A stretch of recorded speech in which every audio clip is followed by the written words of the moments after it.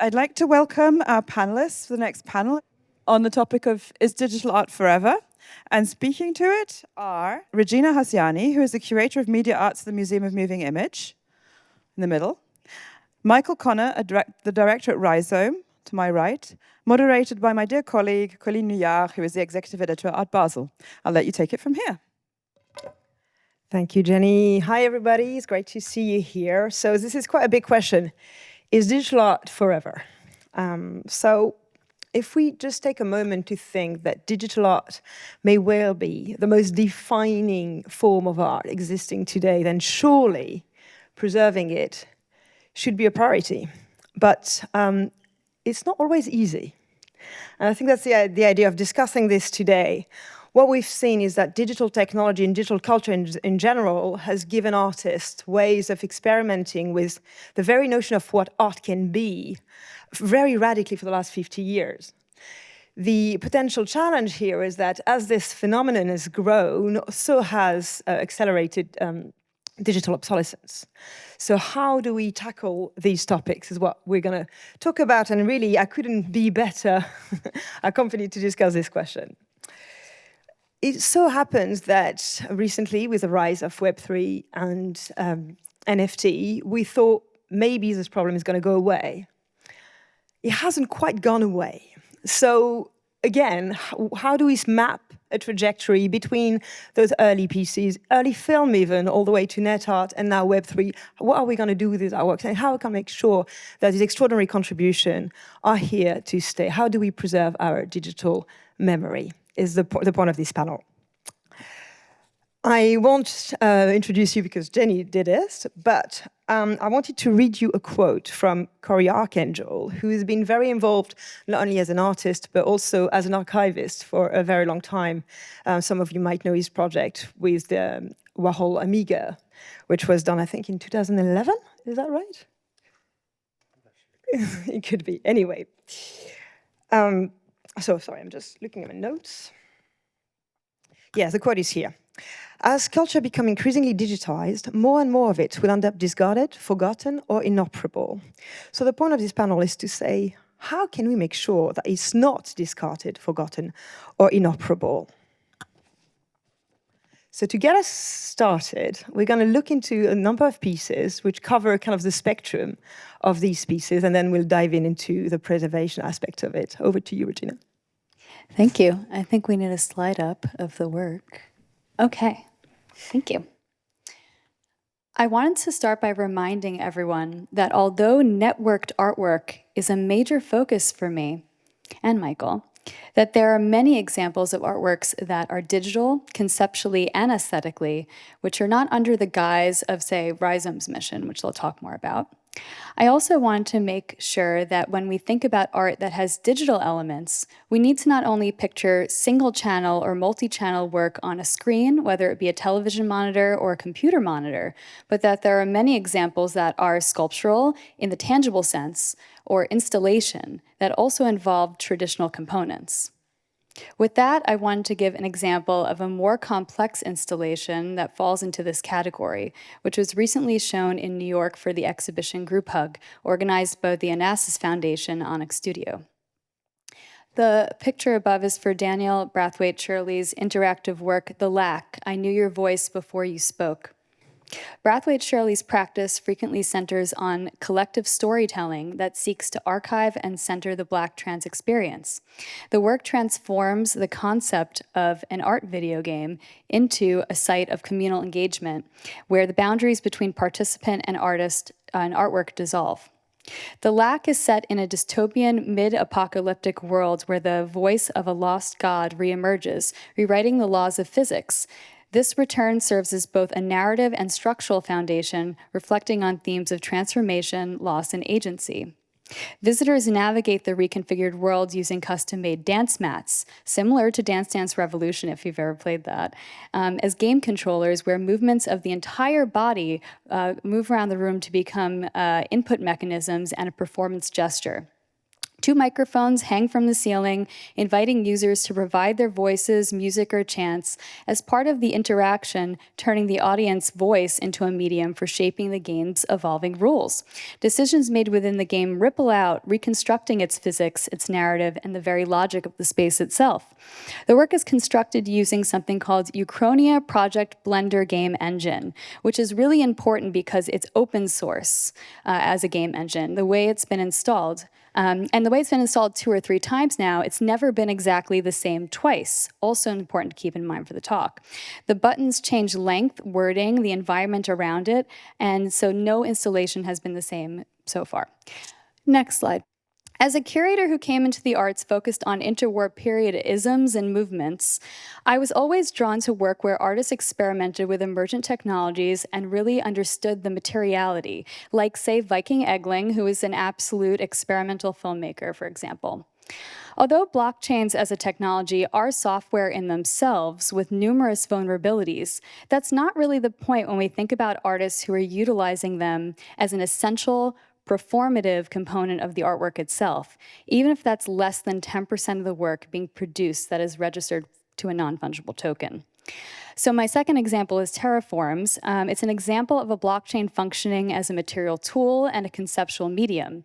The creators, Math Castles, understand blockchains are shared public virtual computers, virtual machines rather, and integrate that into their work.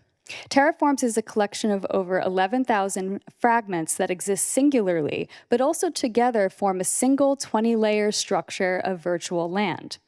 Each single parcel is viewable in a browser as a flat 32 by 32 grid, but has metadata which not only maps it as a coordinate of a larger structure, referred to colloquially as the hypercastle, but also elevations of the terrain, of which anyone can use to actually reconstruct a 3-dimensional format.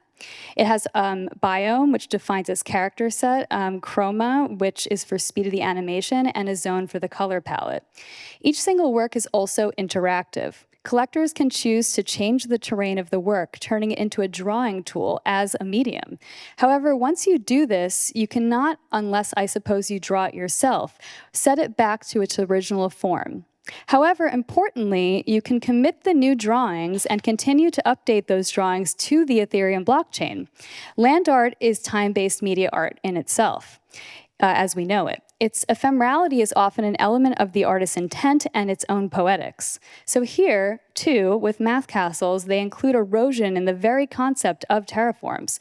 If not enough collectors utilize the drawing tool, even though it destroys the original image, the hypercastle itself begins to disintegrate.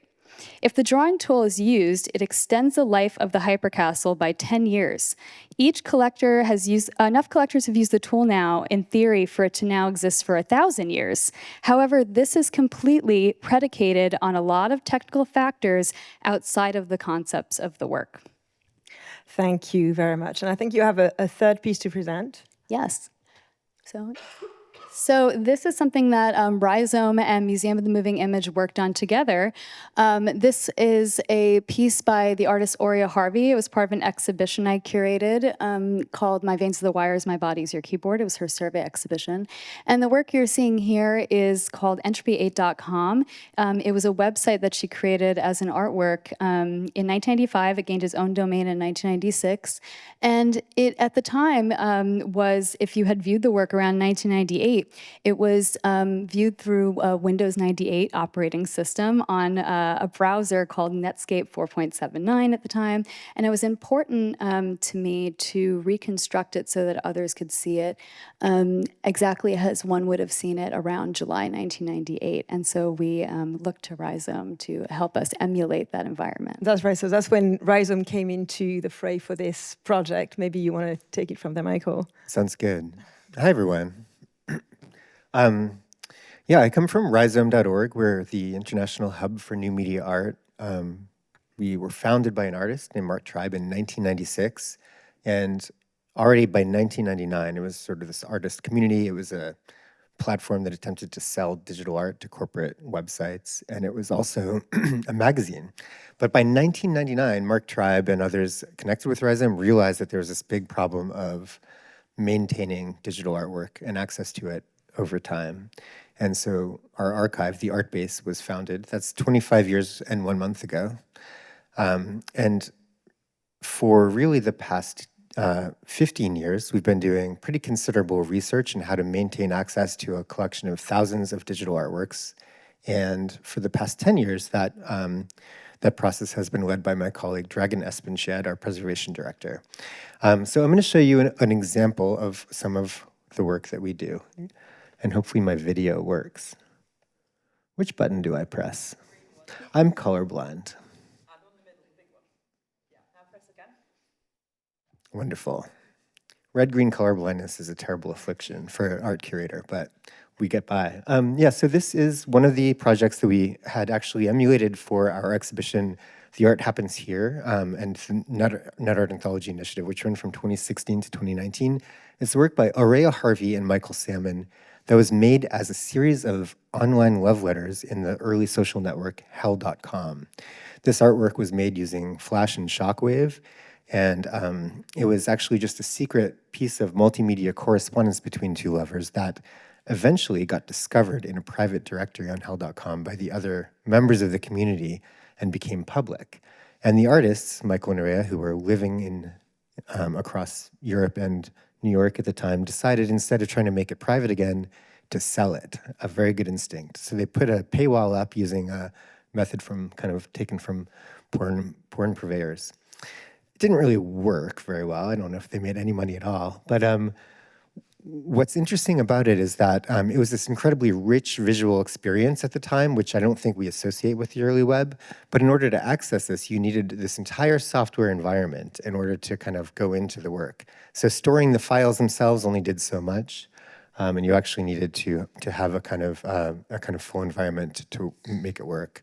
So one of our pieces of research at Rhizome involves preserving software environments such that the works inside them can run effectively, and trying to do it in a way that's cheap enough to work for entire classes of work at a time, thousands of objects, hundreds of pieces of work that use Flash, and really have marginal cost for each additional work added. But I think this illustrates, one of the founding principles of our preservation program under Dragan's kind of tutelage, which is that digital art is made up of practices, not objects.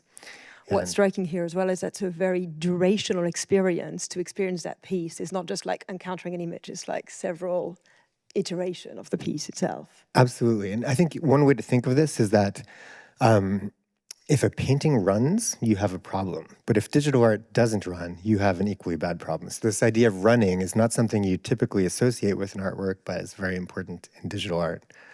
So that's one of our areas of work. I'll just show one other example. This is, I'll just actually skip ahead to the next slide, which, so this is a work by Amalia Ullman called Excellences and Perfections. This is one of the C prints from this Instagram performance that she conducted back in 2014 over a period of 3 months, playing a scripted role as a kind of naive woman coming to the big city, having a makeover, becoming kind of bad, having a crisis, and then sort of reforming. She was basing this on the television show Extreme Makeover, performing it on her Instagram, unbeknownst to almost everyone in her life, except for art curator Michael Connor, who is preparing to archive this work using a new... So you were involved from the beginning? Well, I was involved in a certain sense. I was in conversation with Amalia about the project, and we worked together on her revelation of it, which was fun. But so she has sold all of these different C prints, which are, of course, kind of object-based medium. But at Rhizome, our interest was really in this environment where it took place. So we actually built a web archiving tool working with Ilya Kramer, called, at the time it was called Conifer. We incubated this. It was basically a way to capture web traffic as you browse an interactive application such as Instagram.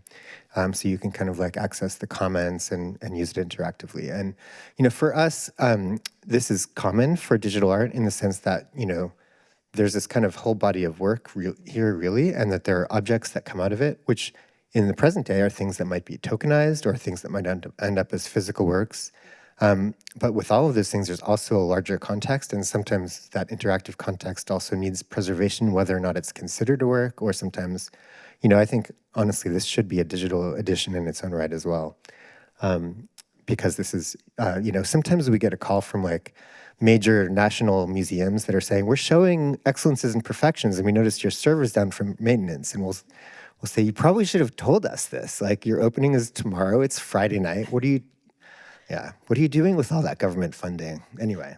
I mean, it's really fascinating that you chose also Danielle's piece in this, because it's really this idea of digital art in the age of NFT has been so actually often reduced to this idea of the one image that is attached potentially to a token. But what we've seen in the history of these artists using technologies, the performative element is so crucial, and that has really major implication in terms of how we care for these artworks. And I mean, you've mentioned briefly, like the idea of capturing the comments, for example, that were attracted to that piece. And that's very much part of the artwork too. So maybe could you just diving a little bit more in terms of where the biggest challenge of working on this woman's piece in terms of capturing not just the image, and it's in this context fascinating because it's the piece itself is about image, but the atmosphere, and then moving on to yours as well. I just want to quickly say that the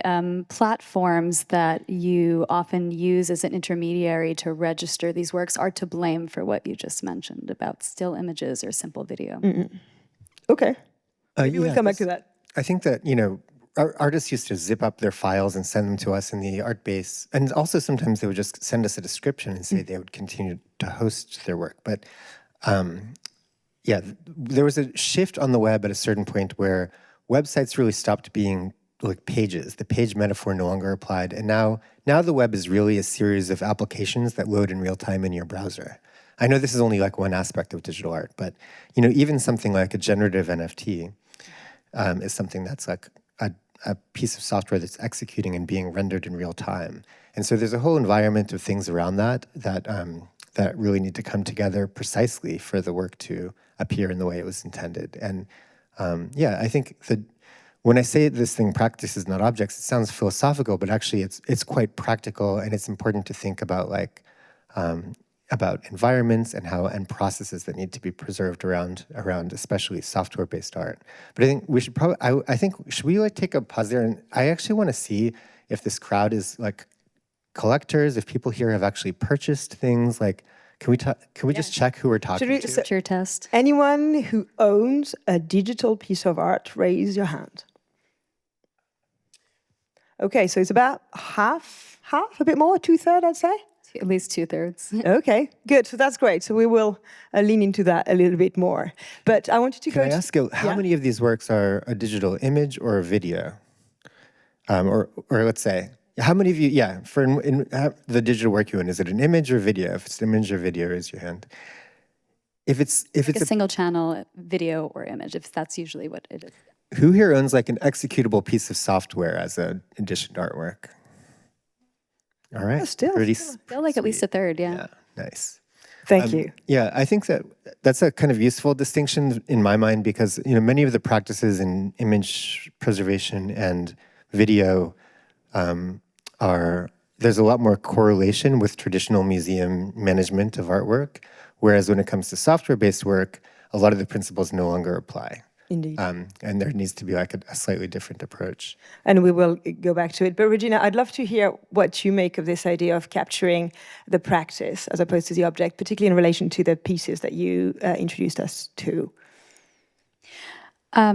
This is the foundation, one of the many important foundations of this kind of conservation of this work, is to think about its entire practice, especially because of it almost has like a phenomenology. In 1998, John Ippolito at the Guggenheim creates this concept of the variable media initiative, or considering this artwork variable media artwork, which came up in the first talk yesterday as one of the terms. And that term is special in the sense that it's not that we don't think about the hardware and the software elements of the work, but how it performs. And like that question of what is the art often starts with thinking about the concepts and the environment around it. And that environment is going to change. I mentioned iteration. You mentioned that's like a very key term here, is its mutability.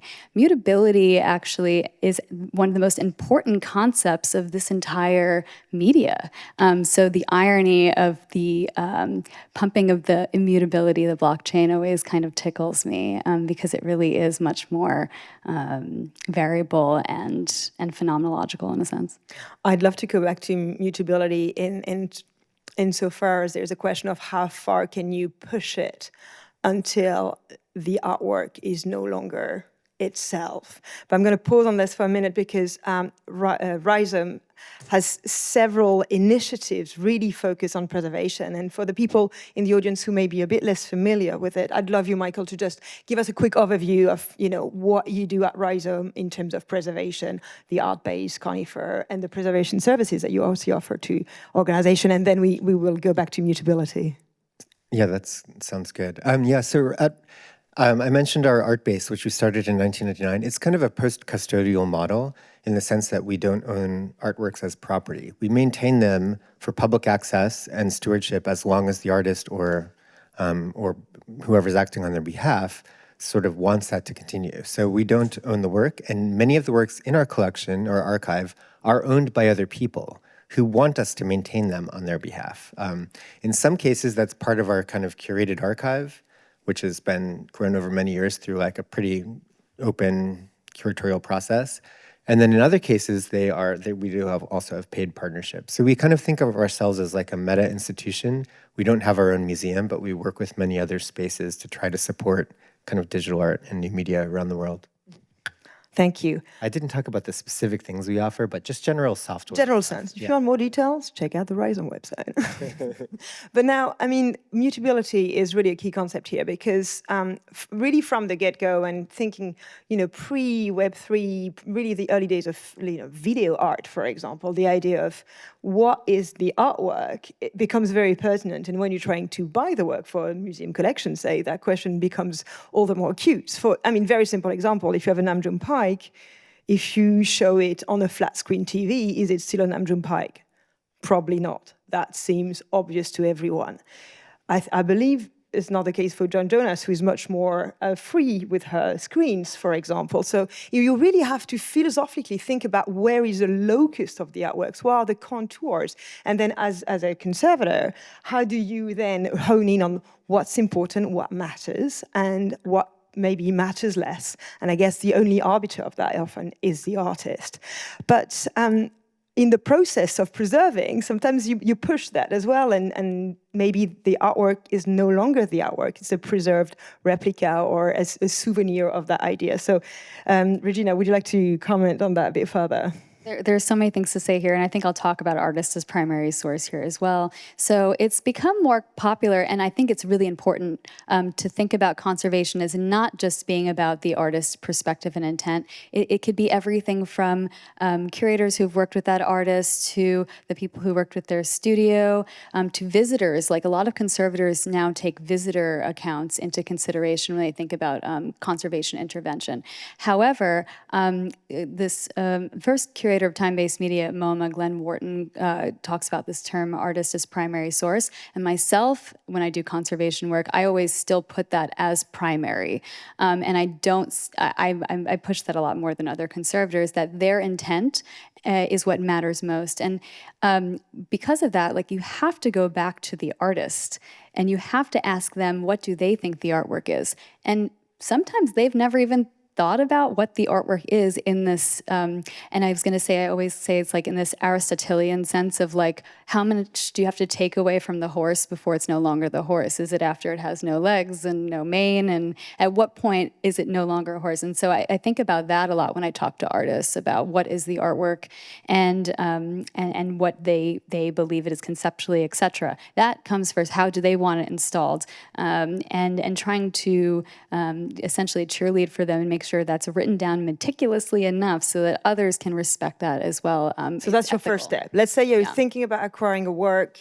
You're like, okay, my first step is to go speak to this artist and see what they think. And you had this great story, which is like, sometimes they're like, well, I don't really care. And then you go, do you care if it's upside down? And all of a sudden they start caring because, yes, no, of course the artwork can't be upside down. So trying to define those contours is an important step. And what's the second step then? The next step is then to get all of the components, like the maybe more boring part of it is like, okay, now we're going to go through the entire inventory. And again, it's never just that one image or that one video. There's also the working files. What software environment did you use? Like Adobe program, which, okay, that might be something you bring up later. It's like a red flag. It's like, oh, you're using proprietary software and we don't have access to all the source code. But the second step is like, what do we have access to? How can we create this very long inventory list of what we're collecting, like what makes up the artwork so there's sometimes we break it up to different things. When I say like, what is the artwork, I'm talking about essential components. There are other components, like your extension cord in most cases isn't an essential component, but it's a dedicated component we want to include with it. So you're making that inventory list, and then you're doing something called a quality assessment, where you're even if it's like an hour-long film, you're like watching that entire thing through, and you're checking like the waveforms of it to make sure like the audio levels are, what they should be, and the image is what it should be. And that can be a manual process, although we involve scripting in some aspects of that. And then we do condition reports like you would on, a sculpture or a painting. And there's so many overlaps and similarities. It's just having to include these more philosophical, mutable aspects of this in that, and we create like, lots of documentation. I could keep going. It's a million steps, but. But I mean, on the practical level as well, Michael, Rhizome and Artbase has, hundreds and hundreds of artworks that have been preserved. How did you navigate that tension between, preserving and then, maybe having to move away from what the artwork is? Is it something, I'm sure Dragon is acutely aware of that, and as you all are. Yeah, I think that one of the phrase that we use at Rhizome is drawing the object boundary, which we consider a subjective kind of decision. Right.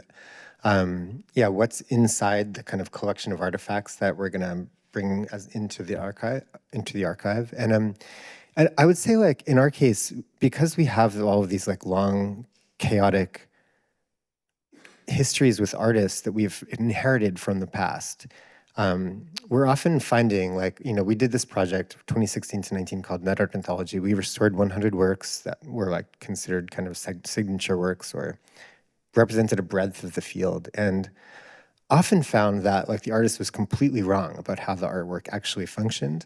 So what we try to do, I think the inventory thing can be helpful, but what's really nice is when you have like a functional environment, whether it's like it's running in a web browser, trying to like capture the whole environment. And so like a disk image of a functional version of the artwork that's like, that's captured, is in some cases better than trying to like map all of the dependencies across all of your folders. Mm-hmm. So trying to capture the whole environments is really helpful. And that is, that's useful because we're often kind of more maybe doing a more bish bash bosh approach to getting these things running. There's two thoughts on that are really important to me, is that historically, conservators don't get a chance to talk to the artists about their work until decade more after they've created it. I've talked to artists a year after creating their work and they don't remember all of the details. So I've really been pushing for the field to move into a direction of working with artist studios and early on in the process and in the creation of the work, so we can get more accurate documentation to begin with and accurate answers. So we're not stuck having to make as many expert, but, subjective decisions. Or reinvention later on, retrofitting. And it's hard, it's not happening right now. Yeah, the other aspect of it, besides trying to capture environments, is we always try to reduce the maintenance surface of our archive. And so, for example, one museum came to us and they had restored a website, and they did a very expensive restoration process. And the website looked amazing, and in a modern browser looked very different than how it had once looked. And it had numerous software dependencies within it that the web team was having trouble keeping up with. And they said, can you restore our restoration? And so basically like the idea is that you try to create like a version of it that can sit within another environment and doesn't require like constant hand-holding. And actually that tends to be often like a much higher fidelity version of a work than what you would have had. So the web recorder tool, can take like a website that's sprawling out across like YouTube embeds or whatever else, and it turns it into a file called a work, which is like one stable environment that can be maintained alongside all of the other works. So we're trying to like move from like very dispersed complex entities into like things that have like a smaller maintenance. So just to Be careful. Sorry? We need to be careful with that, though, because as much as I love Web Recorder, which underlies Conifer, and that anybody here can use it right now, you can go online and start mapping the behaviors.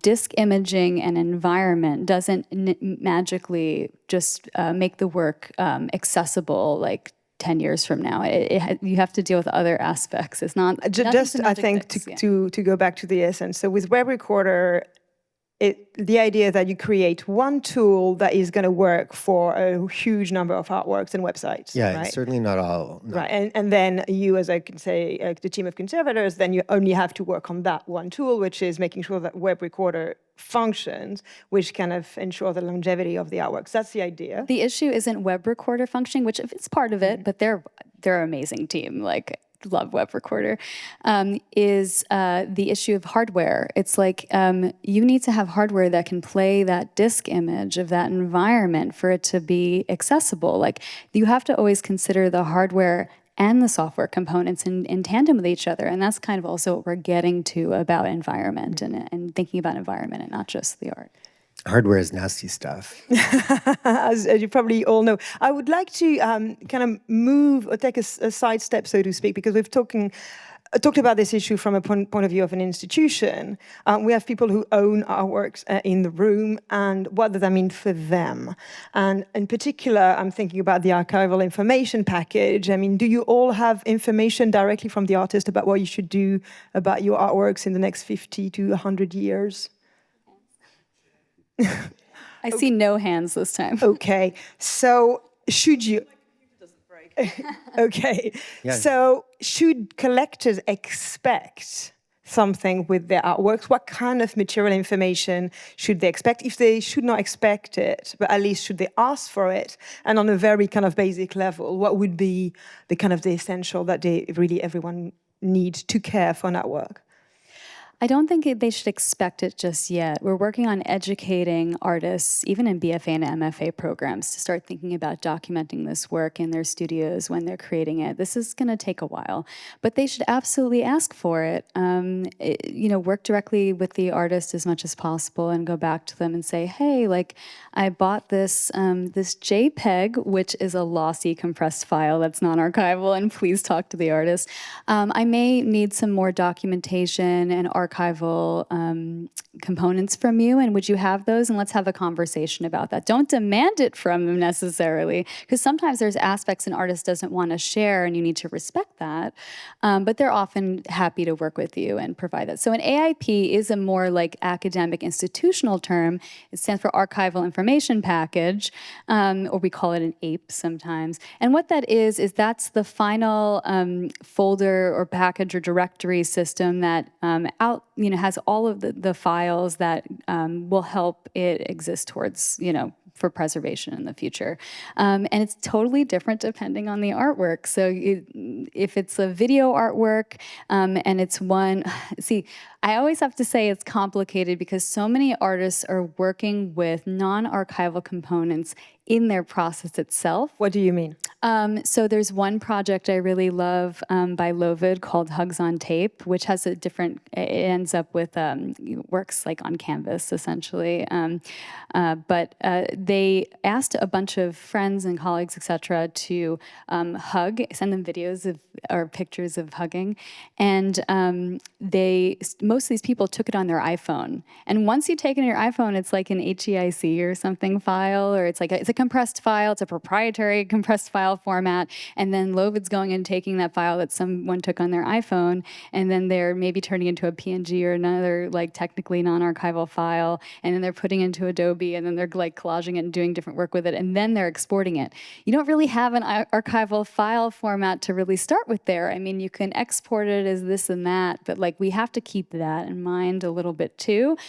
However, if the artist is starting from a place where they have access to archival files that they can export from their working environment, like Adobe products or something, then you want to ask for those and have those. Okay, so really on the base, if I bring that to a simple, extremely simple, you should ask for an archival file which you may not have. Yeah, you likely don't if you bought something through a platform, and often with galleries too. A gallery may provide you historically with what we would call the exhibition copy. So it's high resolution, it looks beautiful, maybe it's like ProRes or something. However, that's still, like, in my opinion, non-archival because it's compressed, right? You want access to as much of the data from the file as possible because that's going to allow for the best success in conservation intervention in the future. Michael, is there anything else that you should ask if you're collecting a piece from an artist? So you want the archival file, that's one. Yeah, I mean, I think that the general advice is like having archival file or, the different variants that might exist that are available to you. And a number of people in here probably have collected NFTs. And, I think a lot of the things that I mentioned sort of apply. If your NFT is a token that's attached to, that's kind of linked to media that's stored somewhere else, having that media yourself, and even as Regina mentioned, like asking the artist for a different version of it.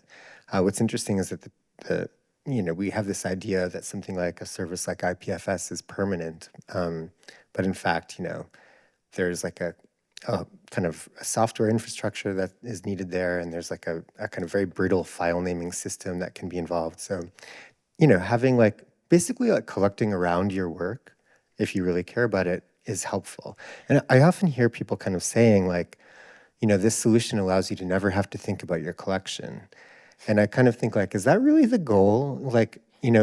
Because I actually think this digital culture, we think of it at Rhizome as being a form of an embodied knowledge, that it's actually, a lot of the way that we know digital culture over time is through the people that have been a part of that and not through any book where it's written down.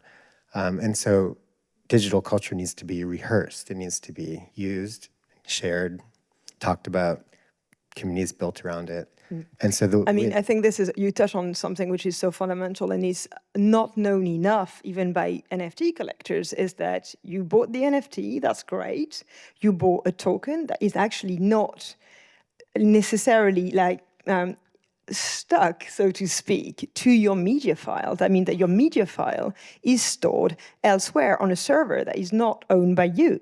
And that's something that NFT collectors need to be very fundamentally aware of, which is where asking for this archival image becomes very important, because there are several elements in that tokenization, and sometimes the token is just the financial mechanism that allows you to own something which is unique, but actually the file is not on chain. And that's something that, really we must be more aware of, and there are perhaps more things that could be done. Regina, I see you're nodding, so you want to say something about this. Well, I was going to say this is why I used Math Castle as an example, because you can take all of the data that was in the smart contract and create an SVG out of it, which is a archival file format that has all the instructions and acts as an off-chain preservation format. Not that it preserves the entire environment, because if you actually want to view these, you need a browser, and browsers are going to continue to change. But in most cases, I also said 10%, of roughly 10% actually involve a smart contract and actually involve the non-fungible token as a performative aspect of the work. That means 90% are what you're talking about. 90% are off-chain, and it's you have to think about third-party dependencies, as I say, like other domains and pages and maybe Google Drive. Even if it's on IPFS, it's still an off-chain dependency. And I'm sure everybody who raised their hand that's collecting in this way has works that are at risk, and they're still at risk if they're, on Ethereum too, but more so. And even something that's on chain is a lot of times it's a piece of software running in a browser, and sometimes has external dependencies. I think a very good use case of Conifer web recorder is to capture a working version of your generative NFT in browser and save it as a work. Keeping those multiple versions so that in future. We just, once you've been in this field a long time, as Regina can attest, you've just seen it all. Like it just is a mess. I still see surprises all the time somehow. Like you think you've seen it all every time. Every time there's something new. You've never seen it all. It always, yeah. That's what's exciting. What's interesting in all of this is that really it kind of moves the sense of responsibility to the collectors. And I don't think enough is made of that it's up to you, collectors, to look after your artwork. That is probably going to cost a bit of money, that's going to cost some time, but as a reward for this, you'll have the pleasure of enjoying your work for a very, very long time. And it's also not that different from buying a painting. I just want to share that quote actually from Ian Darrow, who is at Filecoin, which I loved, which said, if you went to Sotheby's and bought a painting, you wouldn't expect that after you bought that painting, Sotheby's would provide climate control storage for you for the next 100 years. You wouldn't. You would take it home and you would look after it. But that's the same with a digital object. I sold an NFT in 2018 to a board member at a Rhizome party.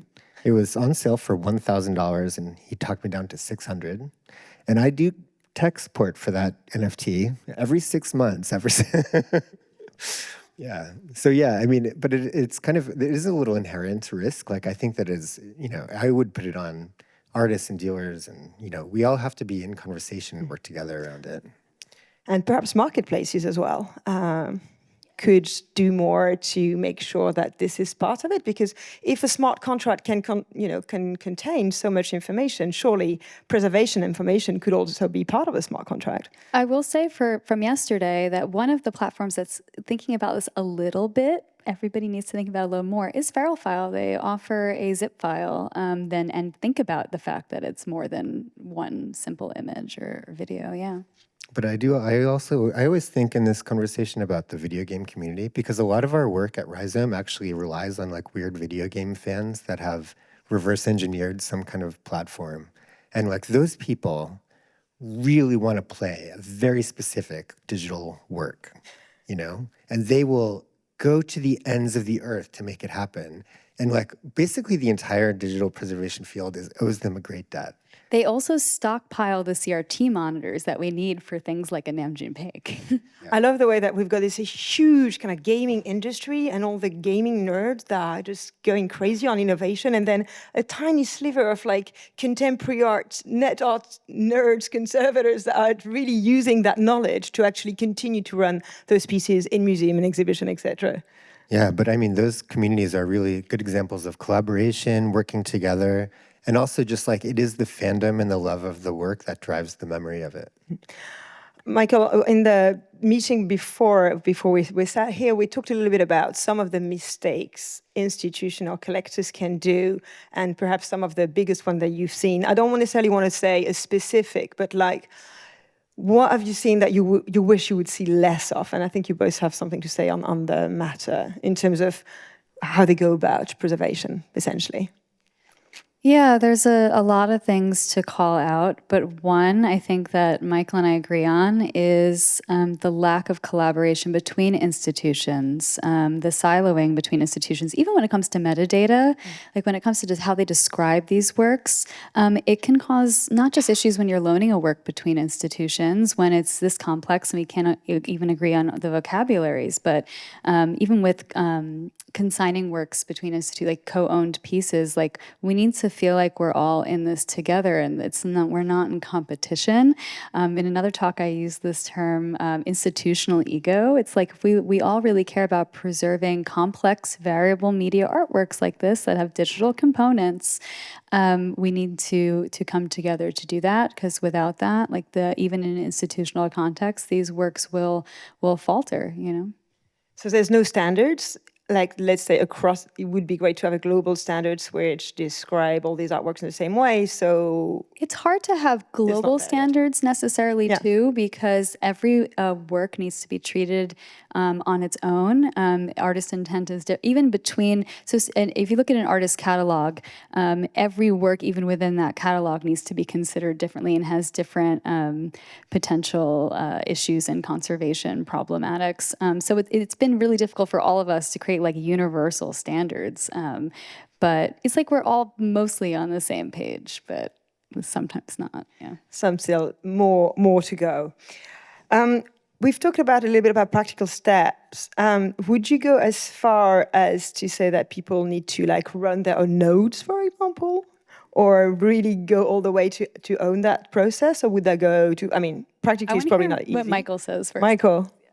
I know what I Yeah, well, we were asked to preserve the Ascribe blockchain when that went under, and we had like some sustained conversations about it, and ultimately decided that it was not within our mission because the Ascribe blockchain mostly held like property information and wasn't needed for public access to those works. The works could exist without the blockchain. And so then we did a kind of case study as, crypto art grew. I don't know, does anyone come across the Ascribe blockchain? Yeah, some true OGs.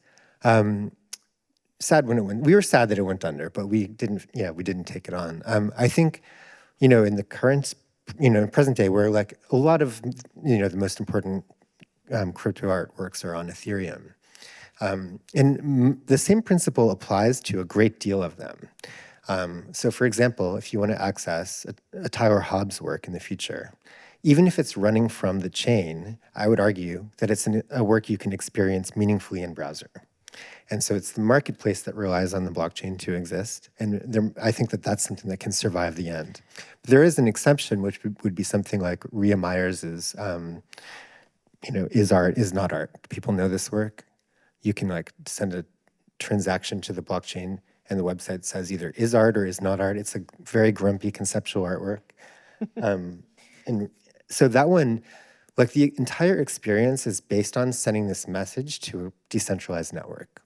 And in my that's view, your 10%, Regina. Pardon. Rhea is always in the 10%, the 1%. Yeah, my argument is that that work does rely on the blockchain, but also cannot be meaningfully recreated without the blockchain, like without a decentralized network of people that are running nodes. So we talked a lot about preserving artworks. Is there a case where artworks should not be preserved? Yeah, that one shouldn't exist after the blockchain, in my opinion. So they exist in time and they've been written about in books. I know that, Regina, this is going to be hard for you. Well, to your question about should people be running nodes, I think more people should be looking to that if they care about this 10% of artworks, which hopefully will grow and more individuals will be inspired to use smart contracts and non-fungible tokens that are attached to them as aspects, tools, and medium, etc. But I have like a lot of ideas around this where it's like you don't have to necessarily just be a node on, say, the Ethereum blockchain as it is, but you could, for preservation purposes, fork that and essentially like disk image, like copy that blockchain for just archival purposes and maintain that forked version of that blockchain and run that environment. But again, as per usual, like you have to ask the artist, like Tyler Hobbs, like maybe that work could be run in a browser, but I would ask Tyler, I probably have asked Tyler, I just can't remember the answer. I have, what do they see? Do they see it as essential for it to be involved with the Ethereum blockchain? And if so, we need to fork that blockchain, emulate that environment, and can continue to run that. And that's possible, technically. Michael, you're not convinced? Yeah, I mean, I think like it is just meaningfully different to like be running code from the world computer of Ethereum and like being running code from like a simulated version of the ETH blockchain on a museum's server. Okay. To wrap it up, and maybe to try to answer the question, is digital art forever? Not yet. What do we need for it to be forever? Do we need to preserve this digital memory forever? We need to come together and form consortiums to collaborate on these issues. I often use this term, a migration mentality. We need to embrace mutability. We need to embrace the fact that work is going to change environments to make sure that it can still exist. And so it might be stable now, and then we restabilize it 10 years from now, But we have to just all embrace that we're going to have to continue to stabilize it over and over and over again. But that's inherent to the nature of the work. And maybe we can all find that exciting and embrace it. So right now, what I'm doing outside of the museum and kind of with the museum is I'm working with the founder of Transfer Gallery, Coline Nicole, and we've developed a consortium. You know, we want to show, I want to show and tell about that, right? So we're working with 5 artist studios. We're putting NAS drives, which are network attached storage drives, in each of the artist studios. And they are committing a portion of their artworks onto the NAS drive. So it's hosted locally as well. And we're using a decentralized protocol to have the artists all host the artworks for each other and pairing them with conservators. I'm working with other conservators I brought into this project so that they can work with the artists to create AIPs that, again, like now you have this redundancy across the network. So that's another word, that's another like key word is redundancy. That's what's going to help this artwork continue to live on. You want copies. Copies, the whole right-click save thing is awesome for preservation. So keep a copy of your friend's artwork on your computer, your another artist's artwork on your computer. Like keep it alive, maintain it. And the nice thing too is that this consortium we're building with Transfer Data Trust and these 5 artists, we in the next 2 years will be open sourcing the structure that we're creating, and I hope that everyone here has a chance to use it. So soon you'll be able to join that as well. Michael, last word, what do we need for digital memory to last forever?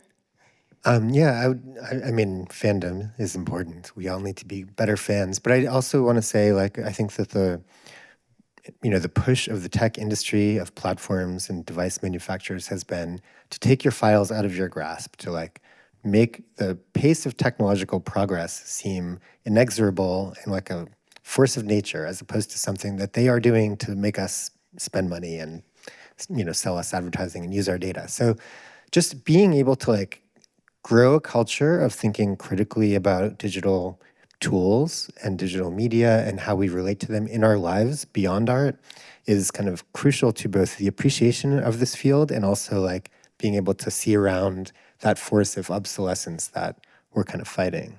And this is exactly what we're trying to do with digital dialogue, trying to be more critical, to think about all these things. So thank you. Full circle. Good job, Coline. Thank you for having us. Thank you both very, very much. Thank you to all of you. Colleen.